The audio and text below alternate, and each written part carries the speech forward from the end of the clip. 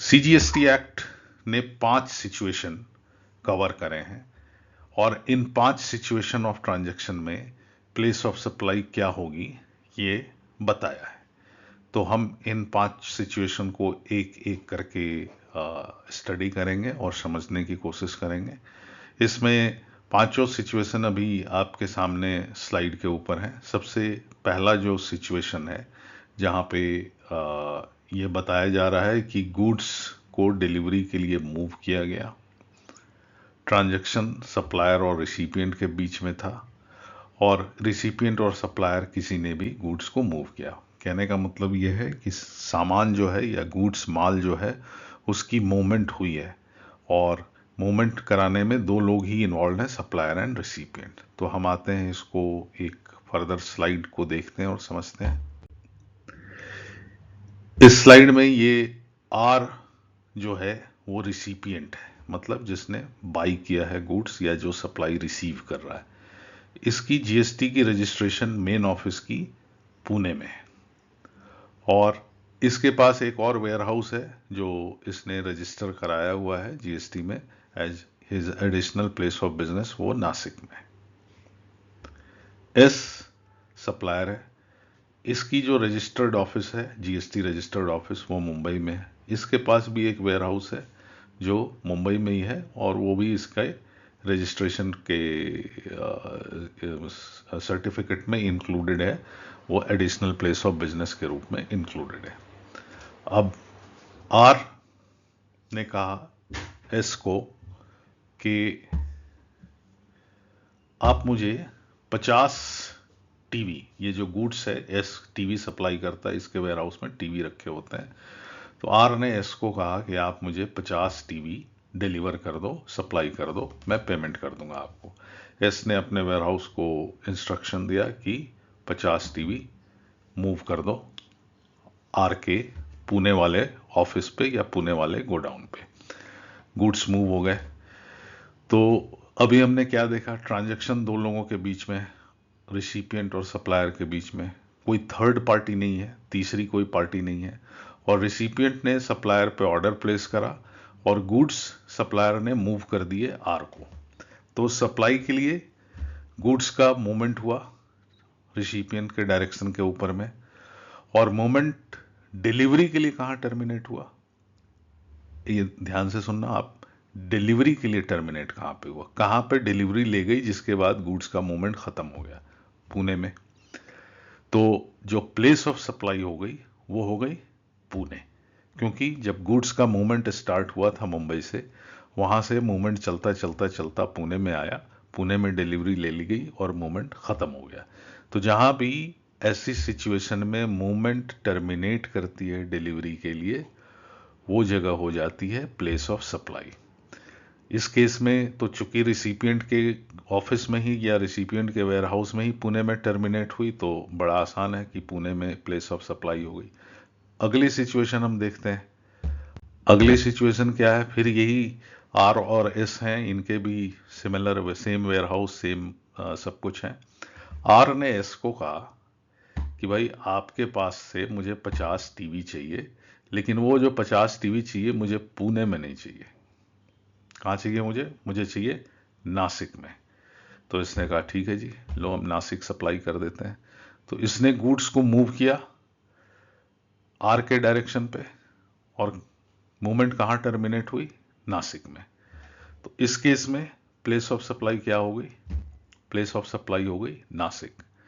कहने का मतलब है कि जब 2 लोगों के बीच में ट्रांजैक्शन हो रहा हो, रिसिपिएंट और सप्लायर के बीच में, और गुड्स का मूवमेंट हो रहा हो, ट्रांजैक्शन के तहत माल सप्लाई करने के लिए गुड्स का मूवमेंट हो रहा हो, तो जहां पे मूवमेंट टर्मिनेट करके डिलीवरी दे दी जाएगी वही प्लेस ऑफ सप्लाई हो गई। अगर पुणे में मूवमेंट टर्मिनेट हुई थी तो हमने पुणे माना था, और अगर नासिक में टर्मिनेट हो रही है तो हमने नासिक माना कि वो प्लेस ऑफ सप्लाई हो गई। ठीक है। अब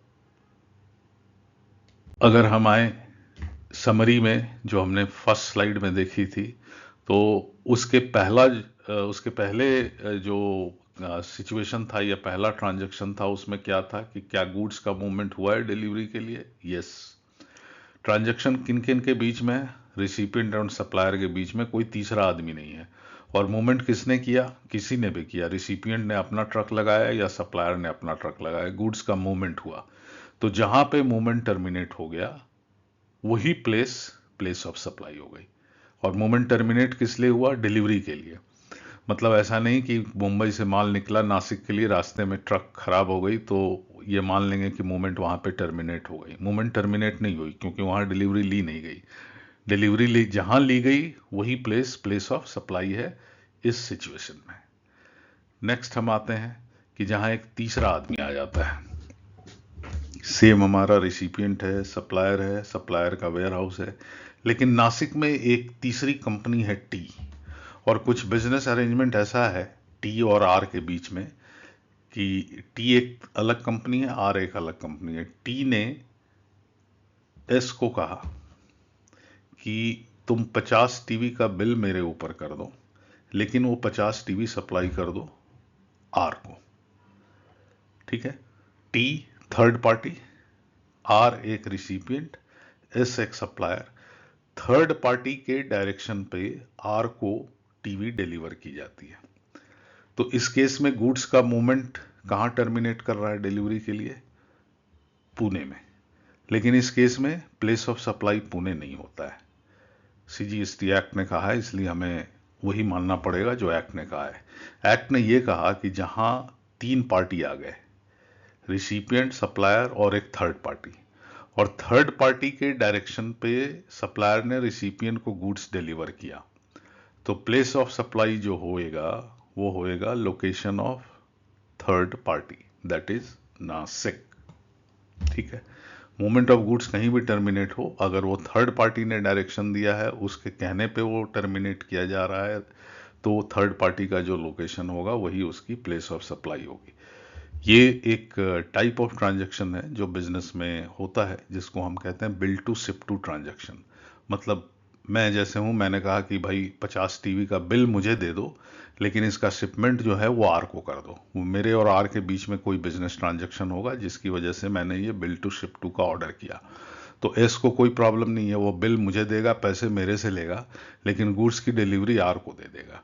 तो इस केस में जो प्लेस ऑफ सप्लाई होती है वो होती है लोकेशन ऑफ थर्ड पार्टी।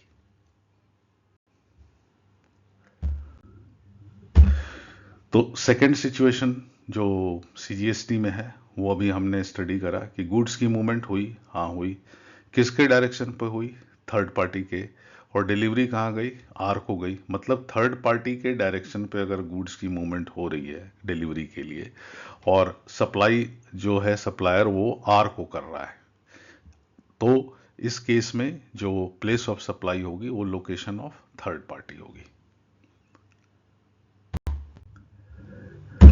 अब एक सिचुएशन ऐसी भी होती है जहां गुड्स मूव ही नहीं करते हैं डिलीवरी लेने के लिए। जैसे मान लो मैंने एक ऑफिस खरीदा किसी भी प्लेस पे, दिल्ली में ही एक ऑफिस खरीदा, ऑफिस की बिल्डिंग खरीद ली, तो उसके अंदर के जो सारे फिटिंग्स वगैरह थे, फर्नीचर वगैरह थे, वो भी मैं खरीद रहा हूँ बेचने वाली पार्टी से।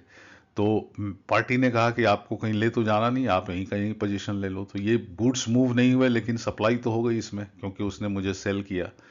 वैसे ही ऐसा हो सकता है कि जैसे ये सप्लायर है, इसके पास में 500 बोरी सीमेंट पड़ी हुई है नासिक में, और रिसिपिएंट जो अपना पुणे में है, इसको जरूरत है सीमेंट की, तो इसने आर से कहा, आर ने सप्लायर को कहा कि भाई मुझे 50 बोरी सीमेंट चाहिए। इसने कहा मैं यहाँ तो नहीं दूंगा, नासिक से ले लो। इसने कहा वेरी गुड, मैं जाता हूँ नासिक, तुम्हारे वेयर हाउस से 50 बोरी सीमेंट उठा लेता हूँ। तो ये 50 बोरी सीमेंट उठा लिया उसके वेयर हाउस पे जाके, तो गुड्स की मूवमेंट हुई नहीं इस ट्रांजेक्शन में।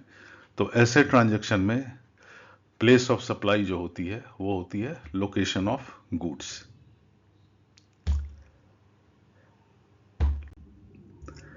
ये हम सिचुएशन देख रहे हैं कि इसमें गुड्स का मूवमेंट हुआ ही नहीं, रिसिपिएंट लोकेशन ऑफ गुड्स पे गया, वहां से डिलीवरी ले ली, तो ऐसे केस में प्लेस ऑफ सप्लाई हो गई location of goods.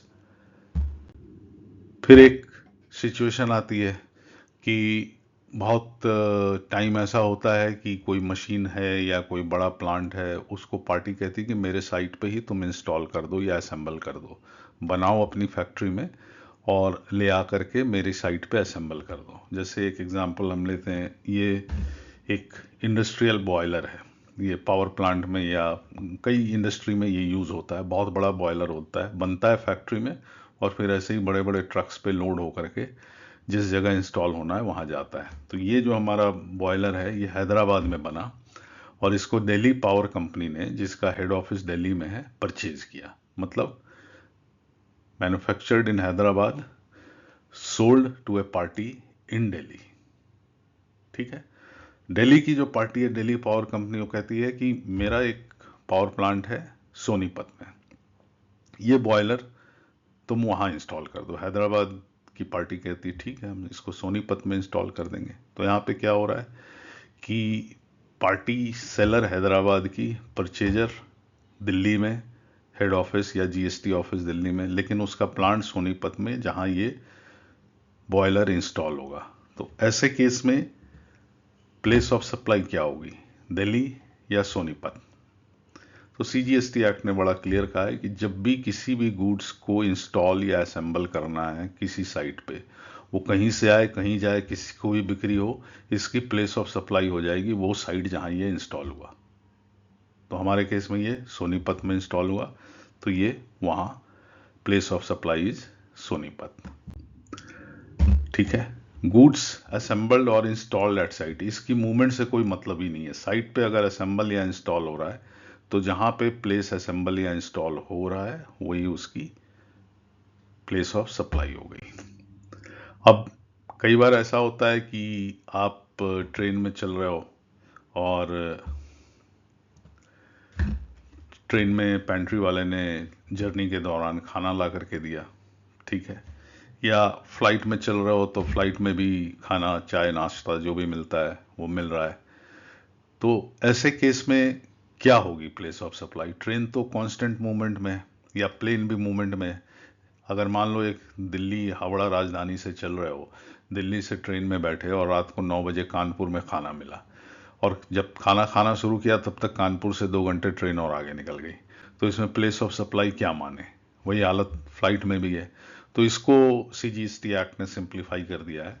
CGST act ने सिंपल ये कहा है कि किसी भी कन्वीनियंस में, ट्रेन हो, प्लेन हो, पानी का जहाज हो या बस हो, अगर कोई भी चीज सप्लाई की जाती है चलते में, during the journey, on board supply की जाती है, तो इसकी जो प्लेस ऑफ सप्लाई मानी जाएगी वो मानी जाएगी जिस जगह पे वो आइटम लोड करा गया था। जैसे मान लो पेंट्री कार में खाना दिल्ली में लोड हुआ, भले ही इसको हमने पैसेंजर को, जो पेंट्री कार वाले ने सप्लाई किया, कानपुर में किया, बट इसकी प्लेस ऑफ सप्लाई दिल्ली मानी जाएगी। वैसे ही बस में अगर कोई एक वेंडर है, बिस्किट बेचने वाला, वो बस दिल्ली से राजस्थान जा रही है, वो भी बस में चढ़ जाता है अपनी बिस्किट एस्किट लेकर के और रास्ते में वो बिस्किट बेचना शुरू करता है। तो उस बिस्किट की प्लेस ऑफ सप्लाई क्या होगी? जहां वो बस में उस बिस्किट को लोड किया गया था या जहां पे वो वेंडर चढ़ा बिस्किट लेकर के, तो वो प्लेस है दिल्ली, तो वो प्लेस ऑफ सप्लाई होगी दिल्ली। तो ये पांचवी कंडीशन है जो सीजीएसटी ने हमें बताई और ये पांचों कंडीशन आपके सामने है कि अलग अलग टाइप ऑफ ट्रांजैक्शंस में कहाँ प्लेस ऑफ सप्लाई मानी जाएगी। और इसके अलावा अभी तक तो कोई ज़रूरत नहीं पड़ी है, अभी हम इसको ही फाइनल करते हैं। तो हमारी आज की लर्निंग का ये समरी है। नॉलेज बॉक्स सामने स्क्रीन पे जो आपके दिखाई दे रहा है, इसमें जो 5 डिफरेंट टाइप ऑफ सिचुएशन हमने डिस्कस करे वो लिस्टेड है और हर सिचुएशन में प्लेस ऑफ सप्लाई कहाँ होगी वो भी लिस्ट कर दिया है फॉर ईज ऑफ रेफरेंस या फिर आसानी से याद करने के लिए। इसमें साथ साथ एक और एक्स्ट्रा कॉलम ऐड करा हुआ है जिसमें आईजीएसटी एक्ट के उन सेक्शन का रेफरेंस है जिन सेक्शन में ये सारे प्रोविजंस हैं और जिनके रेफरेंस में हमने ये डिस्कशन आज का करा था। इन सेक्शंस को याद रखना एक अच्छी प्रैक्टिस है। अगर पूरा आप 10(1)A या 10(1)B ना भी याद रख सकें तो इतना भी अगर याद रहता है कि under section 10 of IGST act place of supply of goods specify करी हुई है, तो वो भी काफ़ी यूज़फुल रहता है आगे के रेफरेंस के लिए, या फ्यूचर में कोई भी इशू आता है उसको हैंडल करने के लिए। तो आज के लिए आपके टीचर, गाइड और नैरेटर की तरफ से इतना ही। थैंक यू, और फिर अगले सेशन में मिलेंगे, डिस्कस करेंगे कोई दूसरा टॉपिक या इशू।